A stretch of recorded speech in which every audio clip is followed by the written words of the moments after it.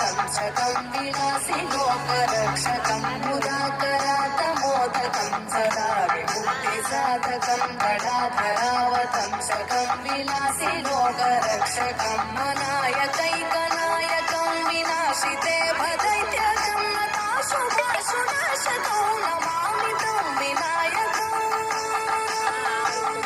नमामि तं विनायकम्